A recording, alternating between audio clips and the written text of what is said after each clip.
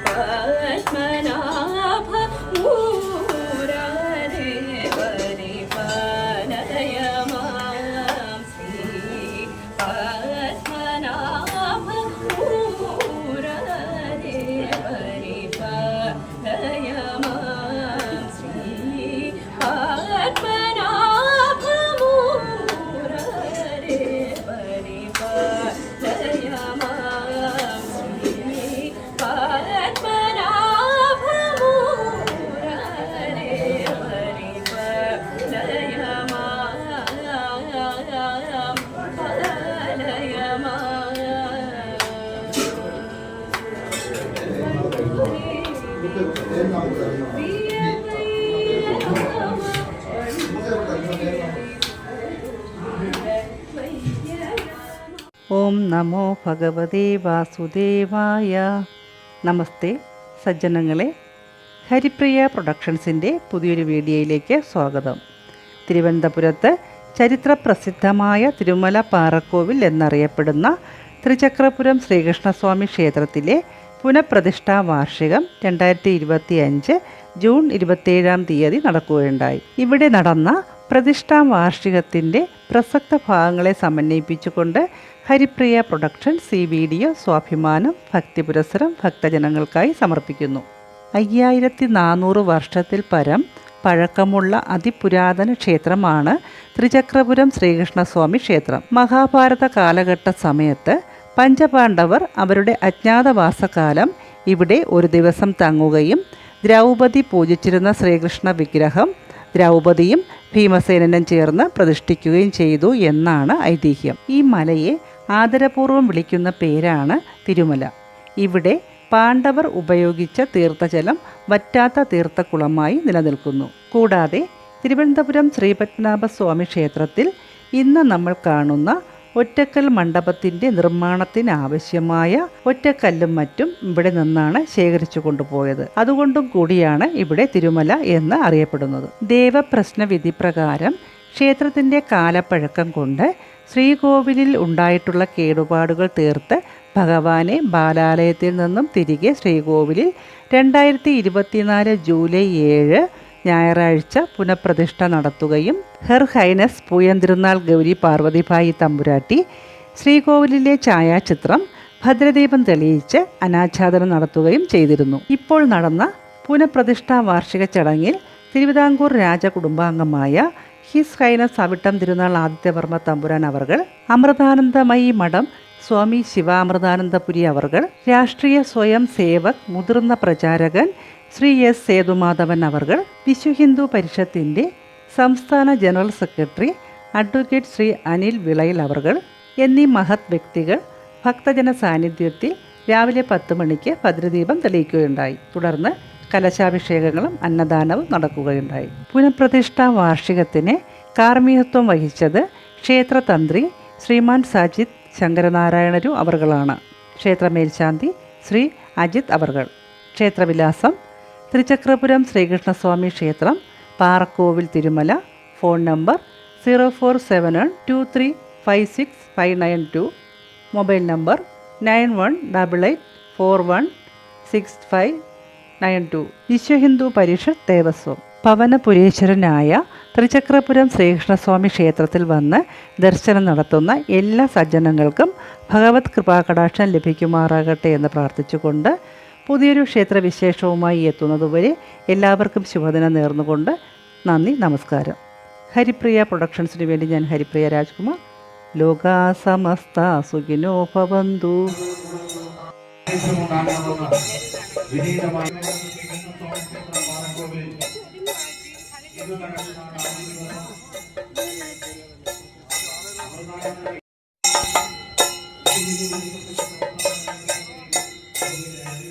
കയറി പറഞ്ഞ ജസ്റ്റ് അപ്പെടുത്തോ. ഇല്ല ഇല്ല ഇല്ല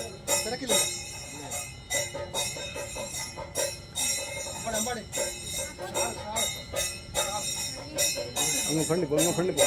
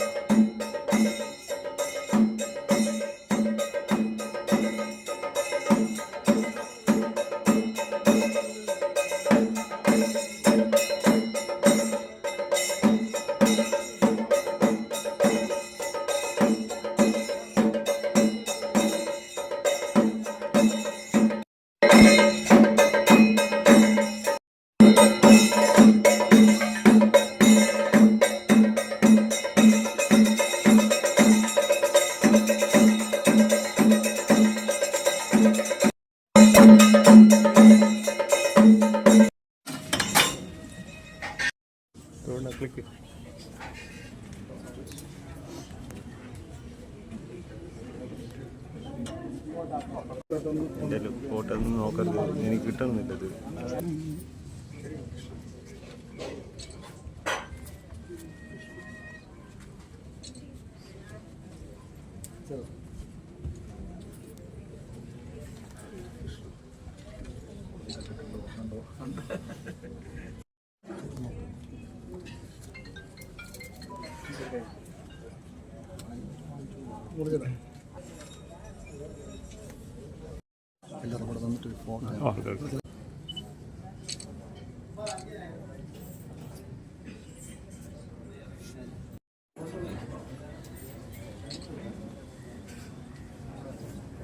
ഓം ശ്രീകൃഷ്ണായ നമ.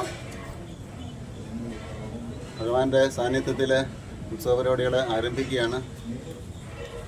നമ്മുടെ ഈ ഉത്സവത്തിന് മാത്രമാണ് പലപ്പോഴും നമ്മളെ ക്ഷേത്രത്തിൽ ഒന്നിച്ചു കൂടാറുള്ളത്. പണ്ട് കാലത്ത് കുടുംബങ്ങളിലൊക്കെ കുടുംബക്ഷേത്രത്തിൽ അല്ലെങ്കിൽ ഗ്രാമക്ഷേത്രത്തിൽ ദൂരദേശങ്ങളിലുള്ളവർ ഉത്സവ സമയത്ത് എല്ലാവരും അവിടെ ഒന്നിച്ചു കൂടുമായിരുന്നു. ഇന്നിപ്പോൾ ആ പാരമ്പര്യമൊക്കെ മിക്കവാറും നഷ്ടപ്പെട്ടു. കാരണം മക്കളൊക്കെ വിദേശത്തും മറ്റു സംസ്ഥാനങ്ങളിലൊക്കെയാണ്. അപ്പോൾ ഉത്സവത്തിന് ഒന്നിച്ചു കൂടാ എന്നുള്ള ആ കുടുംബ പാരമ്പര്യം അല്ലെങ്കിൽ ഗ്രാമത്തിൻ്റെ പാരമ്പര്യം നമുക്ക് നഷ്ടപ്പെട്ടു പോയിട്ടുണ്ട്. ഇതിപ്പോൾ നമ്മുടെ അടുത്തുള്ള ക്ഷേത്രത്തിൽ നമ്മളെല്ലാവരും ഒന്നിച്ച് കൂടുന്നു എന്നാണ് പ്രധാനമായിട്ടും നടക്കുന്നത്. അപ്പോൾ അത് ഉത്സവത്തിനല്ല അത് ചെയ്യേണ്ടതുണ്ട്. എല്ലാ ദിവസവും നമ്മൾ നിത്യാനുഷ്ഠാനമായിട്ട് അത് ചെയ്യേണ്ടതാണ്. പ്രത്യേകിച്ച് നമ്മൾ ഈ ക്ഷേത്രം ഈ ഒരു ഉയർന്ന പ്രദേശത്താണ്. വെറുതെ രാവിലെ ഒന്ന് കയറി ഇറങ്ങിയാൽ പോലും ഇന്നത്തെ ജനങ്ങൾക്ക് ഏറ്റവും കുറവുള്ളത് ശാരീരികമായ വ്യായാമത്തിൻ്റെ വലിയൊരു കുറവുണ്ട് എല്ലാവർക്കും. സ്ത്രീകൾക്കും പുരുഷന്മാർക്കും ഒരുപോലെയുണ്ട്. അപ്പോൾ അതുകൊണ്ടുള്ള ബുദ്ധിമുട്ടുകൾ മാറിക്കിട്ടും. ഇനി പ്രശാന്ത അന്തരീക്ഷത്തിൽ അല്പസമയം രാവിലെ നമുക്ക് നിശ്ചിതമായിട്ട് വന്നിരുന്നും ധ്യാനിച്ച് ശ്രദ്ധിച്ചിട്ട് പോവുകയാണെങ്കിൽ ആ ദിവസം നമുക്ക് മംഗളകരമായിട്ട് മുന്നോട്ട് കൊണ്ടുപോകാൻ സാധിക്കും. ശ്രീകൃഷ്ണൻ നമ്മളിപ്പോൾ എല്ലാ ക്ഷേത്രങ്ങളിലും പോകുന്നു, കുംഭമേളയ്ക്ക് പോകുന്നു, അവിടെ ഭാരതാരി പോകുന്നു, എല്ലായിടത്തും പോകുന്നു. ഇങ്ങനെ അത് ടൂറിസ്റ്റ് പോലെ ആക്കി മാറ്റാതെ ദൗർഭാഗ്യവശാൽ ഇന്ന് വിദേശികളെ ആകർഷിക്കാൻ ഒരു ടൂറിസ്റ്റ് സംസ്കാരമാണ് ഇപ്പം നമ്മൾ നടപ്പാക്കിക്കൊണ്ടിരിക്കുന്നത്. അങ്ങനത്തെ സൗകര്യങ്ങൾ, അങ്ങനത്തെ സംഭവങ്ങളാണ് നമ്മൾ ചെയ്തുകൊണ്ടിരിക്കുന്നത്. പക്ഷേ അതല്ല, ടൂറിസ്റ്റ് കേന്ദ്രങ്ങളല്ല ക്ഷേത്രങ്ങൾ.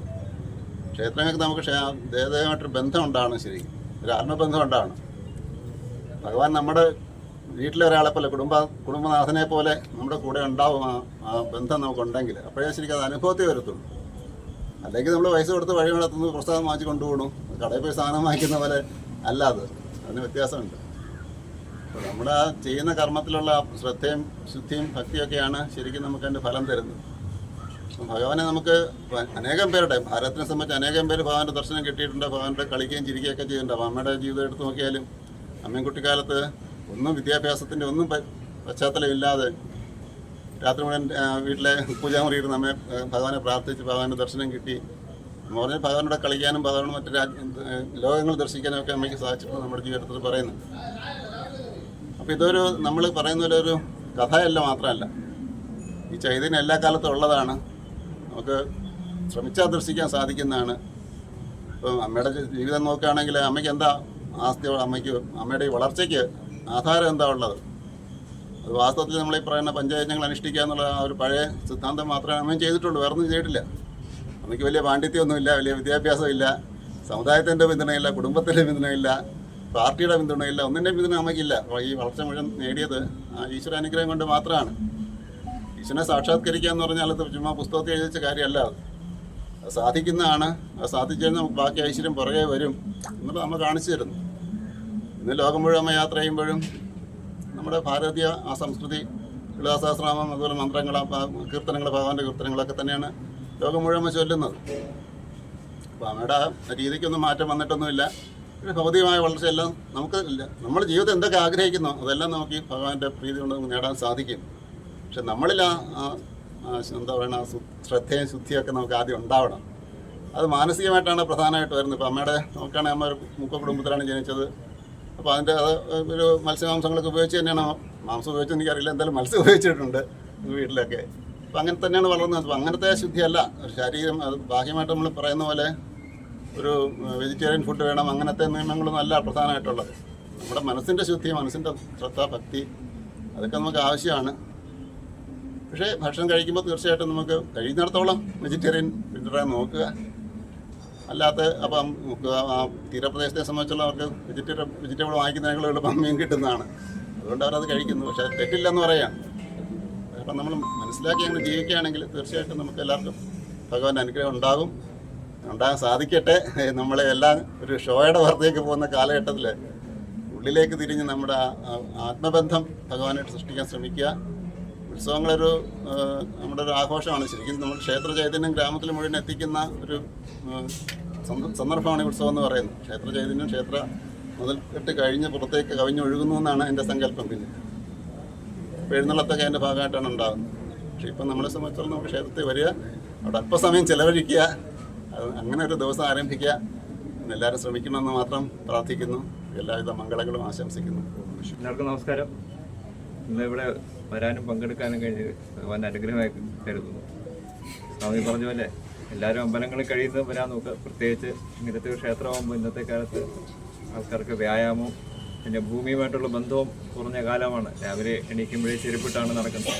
അടുത്ത ഷൂ ഇട്ട് വെളിയിൽ പോകുന്നു. ഭൂസ്പർശം വളരെ കുറവാണ്. അപ്പോൾ കൂടുതൽ ക്ഷേത്രങ്ങളിൽ നമ്മൾ പോകുമ്പോൾ അതിൻ്റെ ചൈതന്യം തിരിച്ച് കിട്ടും. ഉത്സവം എന്ന് പറയുമ്പോൾ ചിന്ത എന്താണ്, തന്ത്രിയുടെയോ പൂജാരിയുടെ ചിന്ത ഉത്കൃഷ്ടമായിട്ട് ഭവിക്കട്ടെ. എല്ലാവർക്കും ശ്രീകൃഷ്ണ ഭഗവാന്റെ അനുഗ്രഹം എല്ലാവർക്കും കിട്ടട്ടെ.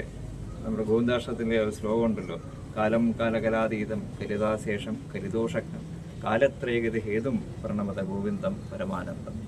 വരെ പറയാനുള്ളൂ. നമസ്കാരം. എല്ലാവർക്കും നമസ്കാരം. ആദരണീയ ആദിത്യ വർമ്മജി, സന്നിഹിതരായ സഹോദരി സഹോദരന്മാരെ, വളരെ കാലങ്ങൾക്ക് ശേഷം നാശോന്മുഖമായിരുന്നൊരു ക്ഷേത്രത്തെ പുനരുദ്ധരിച്ച ഒന്നാം വാർഷികമാണ് നടത്തുന്നത്. ഒരു നാട്ടിലെ ക്ഷേത്രം എന്നുള്ളത് കേവലം നമുക്ക് വന്ന് ആരാധിക്കാനും തൊഴാനുള്ള സ്ഥലം മാത്രമല്ല. ആ ക്ഷേത്രം ഹിന്ദു സമാജത്തിൻ്റെ, ആ ചുറ്റുഭാഗത്തുള്ള സമൂഹത്തിൻ്റെ സാമൂഹ്യം, സാംസ്കാരികവും ആധ്യാത്മികവും സാമ്പത്തികവുമായ എല്ലാ തരത്തിലുള്ള ഉന്നതിക്കുള്ള കേന്ദ്രമാണ്. എല്ലാവരും ഒരുമിച്ച് കൂടി ഒരു മനസ്സോടുകൂടി സമൂഹം ജീവിക്കാൻ തയ്യാറാകുന്ന സമയത്ത് ആ സമൂഹത്തിന് ഉയർച്ചയുണ്ടാകും. ക്ഷേത്രത്തിൻ്റെ ഉയർച്ചയും തകർച്ചയും എല്ലാം തന്നെ ആ ചുറ്റുഭാഗത്തുള്ള സമൂഹത്തിൻ്റെ ഏകതയും കൂടി ആശ്രയിച്ചാണ് ഇരിക്കുന്നത്. ഈശ്വരീയ ഭാവം, ആധ്യാത്മികത എന്ന് പറയുന്നത് കേവലം ഏതെങ്കിലും സ്ഥലത്ത് കേവലം ജപിക്കുക, നാമം ജപിക്കുക എന്നുള്ളതല്ല. ഈശ്വരനെക്കുറിച്ചുള്ള ആ ഭാവം, ആ ചൈതന്യം നമ്മളെല്ലാവരും ഉൾക്കൊള്ളുകയും സാക്ഷാൽ ഈ ലോകത്തുള്ള സർവ്വചരാചരങ്ങളും ഒരേ ഒരു ചൈതന്യത്തിൻ്റെ പ്രസ്ഫുരണങ്ങളാണ്, പ്രകടീകരണമാണ്. അതുകൊണ്ട് എല്ലാറ്റിലും ഉൾക്കൊള്ളുന്ന ചൈതന്യം ഈ ഈശ്വര ചൈതന്യം തന്നെയാണ് എന്ന് സ്വന്തം ജീവിതത്തിൽ സ്വീകരിക്കുകയും അതനുസരിച്ച് നമ്മുടെ ജീവിതത്തിൽ അതനുസരിച്ചുള്ള പ്രവർത്തനങ്ങൾ, അതാണ് ആധ്യാത്മികയുടെ പ്രാഥമികമായിട്ട് വരുന്നത്. ആ നിലയ്ക്കാണ് അമ്പലത്തിൽ വരുന്നു. അമ്പലത്തിൽ വരുന്ന സമയത്ത് നമ്മൾ ഭഗവാനെ തൊഴിൽ മാത്രമല്ല, അടുത്ത കുളത്തിലോ കരുത്തിലോ പോയിട്ട് മീനുണ്ട്, മീനൂട്ട് നടത്തും. നമ്മുടെ വീട്ടിൽ എന്തെങ്കിലും ചില വിശേഷമായിട്ടുള്ള പരിപാടികൾ എടുക്കുമ്പോൾ അരിമാവ് കൊണ്ട് അണി വരച്ചിട്ട് നമ്മൾ വിഭവമായിട്ടുള്ള സമൃദ്ധ ആഹാരം കഴിക്കുന്ന സമയത്ത് എല്ലാം അടിച്ചുകൂടി മരത്തിന് ചുവട്ടിലിരുന്ന ചെറിയ ചെറിയ ഉറുമ്പ്, പാറ്റ, ഇതൊന്നും കഴിക്കുന്നു. ഒരു കാലത്ത് നമ്മുടെ നാട്ടിൽ മുഴുവൻ മഹാരാജാക്കന്മാർക്ക് നടക്കുന്ന സമയത്ത് ഈ യാത്രയ്ക്ക് പോകുന്ന ആൾക്കാർ ആരും തന്നെ പട്ടിണി കിടക്കരുത്. നമ്മൾ കാശിക്കൊക്കെ പോയിരുന്ന സമയത്ത് കയ്യിൽ മുഴുവൻ ഒരു മാസത്തേക്കുള്ള ആവശ്യമായുള്ള പണവും കാര്യങ്ങളായിട്ട് പോയില്ല. ഭക്തിയോടുകൂടി ഭക്തന്മാർ പോകുന്ന സമയത്ത് നാട്ടിലെ ആൾക്കാർ മുഴുവൻ അവരുടെ വീട്ടിൽ സ്വീകരിക്കുന്നു, സൽക്കരിക്കുന്നു, സ്വന്തം വീട്ടിൽ താമസിക്കുന്നതിൽ ആഹാരം വെച്ച് പോകാൻ തയ്യാറാകും. ഈ തരത്തിലുള്ള സാമാജിക സദ്ഭാവം സമൂഹം മുഴുവൻ ഒന്നാണ്. സർവ്വചരാചരങ്ങളുണ്ട്. പുഴും പൂച്ചയും പക്ഷികളും മൃഗങ്ങളെല്ലാം ഒരേ, നമ്മളെല്ലാം ഒരു കുടുംബമാണ് എന്നുള്ളൊരു കാര്യം വരുമ്പോഴാണ് അത് യഥാർത്ഥമായിട്ടുള്ള ഭാരതീയ സംസ്കാരമായിട്ട് മാറും. ഇതുണ്ടായിരുന്നു നമ്മുടെ നാട്ടിൽ. ആ സംസ്കാരത്തിന് ഹാനി സംഭവിച്ച സമയത്താണ് നമ്മുടെ ക്ഷേത്രങ്ങൾ തകർന്നു, നമ്മുടെ ജീവിതത്തിന് സുരക്ഷയില്ലാതെ വന്നു, നമ്മുടെ നാട് വൈദേശിക അടിമത്തത്തിലായി. തനി പ്രാകൃതരായിട്ടുള്ള ആൾക്കാർ ആയിരക്കണക്കിന് വർഷം ഈ ഭാരത സംസ്കാര സമ്പന്നമായിട്ടുള്ള രാഷ്ട്രത്തെ ഭരിച്ചു. ഈ ഒരു കാര്യത്തിന് മാറ്റം വന്നിട്ട് സാമൂഹ്യ ബോധം, സാമൂഹ്യ പ്രതിബദ്ധത, ഇതോടുകൂടി സമൂഹം ഉണരാൻ തയ്യാറാകുന്ന സമയത്താണ് കാലങ്ങളായിട്ട് നശിക്കുന്ന ഈ ക്ഷേത്രങ്ങൾക്ക് പുനരുദ്ധരിക്കപ്പെടുന്നത്. ഈ ഒരു ക്ഷേത്രത്തിൻ്റെ പുനരുദ്ധാരണം കേവലം കെട്ടിടത്തിലും കാര്യങ്ങൾ മാത്രമല്ല, നമ്മുടെ സാമൂഹ്യ ജീവിതത്തിൻ്റെ സർവ്വ മേഖലകളിലും ഈ ഒരു ഭാവത്തോടുള്ള നമുക്ക് ജീവിതം കാണാൻ സാധിക്കും. ഞാൻ ചെറിയ ഒന്ന് രണ്ട് കാര്യങ്ങൾ മാത്രം പറയാം.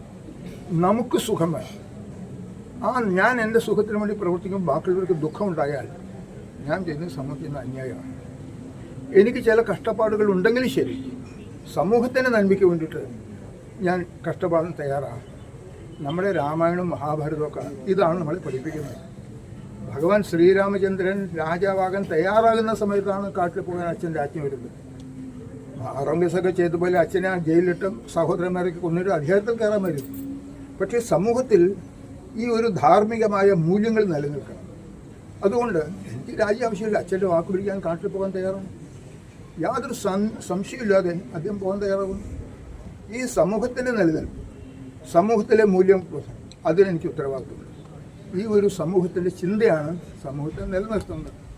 ഈ ഒരു ഭാവത്തോടു കൂടി നമ്മുടെ പൂർവികന്മാർ നമ്മളോട് പറഞ്ഞു, അവനവൻ ആത്മസുഖത്തിന് ആചരിക്കുന്നത് അപരന് സുഖത്തിനായി വന്നതാണ്. സർവൈവ് സുഖിനോ സന്തു ലോകാ സംസ്ഥ സുഖിനോ ഭൂമി.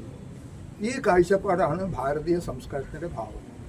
ഇത് നമ്മുടെ സമൂഹത്തിൽ ഈ ചിന്തകൾ തത്വത്തിൽ പരിഗണിക്കാനുള്ളതല്ല, സമൂഹത്തിൽ ഓരോ വ്യക്തിയും അവരുടെ ജീവിതത്തിൽ ആചരിക്കാനുള്ളത്.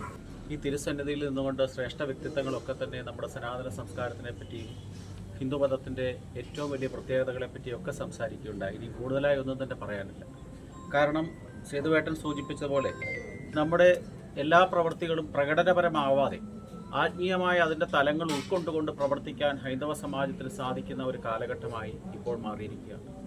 കഴിഞ്ഞ കുറേ പതിറ്റാണ്ടുകൾക്കിടയിൽ ജന്മം ലഭിച്ചിട്ടുള്ള സനാതന വിശ്വാസികളെ സംബന്ധിച്ച് ഏറ്റവും ഭാഗ്യം ചെയ്ത വ്യക്തികളാണ് ഈ നിൽക്കുന്ന എല്ലാവരും തന്നെ. കഴിഞ്ഞ 1000 വർഷക്കാലത്തെ അടിമത്തത്തിൻ്റെയും വൈദേശിക ആധിപത്യത്തിൻ്റെയും ഒക്കെ ഏറ്റവും അവസാനത്തെ കണ്ണികളായ സുഹൃത ജന്മങ്ങളാണ് നമ്മളെല്ലാവരും തന്നെ. നമുക്ക് മാത്രം കാണാൻ ഭാഗ്യം ലഭിച്ചിട്ടുള്ള ചില കാര്യങ്ങൾ ഈ ലോകത്ത് നിന്ന് നടന്നു കഴിഞ്ഞു. നമ്മൾ ശ്രദ്ധിക്കേണ്ടതുണ്ട്. ഒന്നാമത്തേത്, 144 വർഷങ്ങൾക്ക് ശേഷം മഹാകുംഭമേള നടന്നു. നമുക്കത് കാണാൻ ഭാഗ്യം ലഭിച്ചു.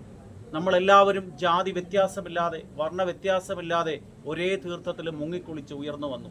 അതൊരു മഹാഭാഗ്യമാണ്. നമ്മുടെ ക്ഷേത്രത്തിൻ്റെ പുനഃപ്രതിഷ്ഠയുമായി ബന്ധപ്പെട്ട് വാർഷികമാണ് ഇന്ന് നടക്കുന്നത്. ഈ ക്ഷേത്രത്തിൻ്റെ പുനഃപ്രതിഷ്ഠാ വാർഷികത്തിന് ഭദ്രദൈവങ്ങൾ തെളിച്ച് ഇതിൻ്റെ ചടങ്ങുകൾ ആരംഭിക്കാൻ വേണ്ടി പോകുന്നത്. അതിലേക്ക് വേണ്ടി വന്നിട്ടുള്ള വിശിഷ്ട വ്യക്തിത്വങ്ങൾക്ക് ഇവിടെ നമ്മുടെ ഈ ക്ഷേത്രത്തിൽ വന്നതിന്, ഈ ക്ഷേത്രത്തിൽ നിന്ന് ഓരോരുത്തരുടെ പേരിലും ഞാൻ ഓരോരുത്തർക്കും നന്ദി രേഖപ്പെടുത്തുന്നു.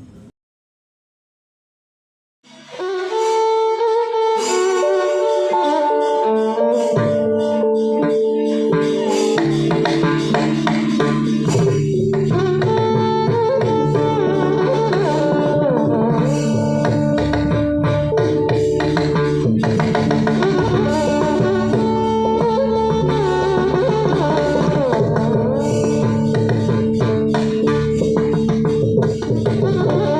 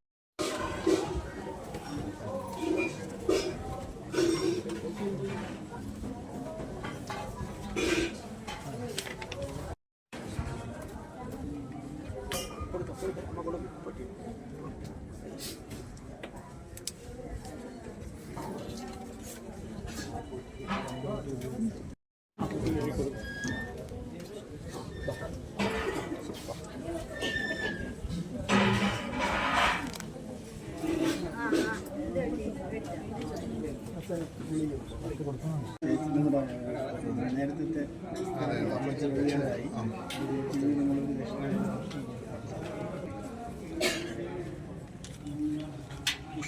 ഉഷ ചേച്ചി പുതിയ പുതിയ മൂർത്തി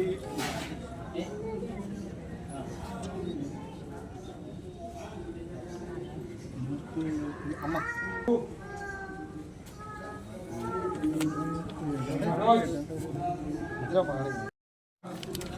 മുരളീണ്ണ മുരളിച്ചേട്ടാ പ്രസन्न ചേട്ടാ പ്രസന്ന ചേട്ടാ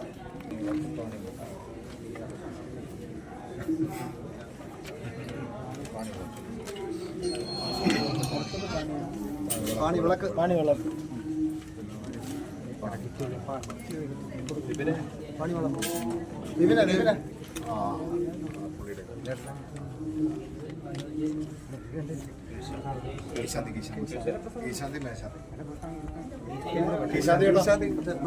ചേട്ടാ ഒന്നോ അല്ല ദക്ഷിണ ജസ്റ്റ് മേശാന്തി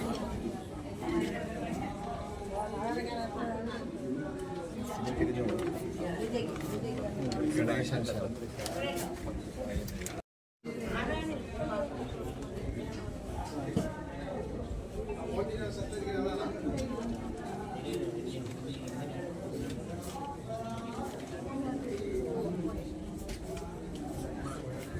ങ്ങളിലെ കേടുകൾ അല്ലെങ്കിൽ മറ്റ് ഭംഗിയാക്കലിൻ്റെ ഭാഗമായിട്ട് വൃത്തിയാക്കൽ ഉണ്ട്.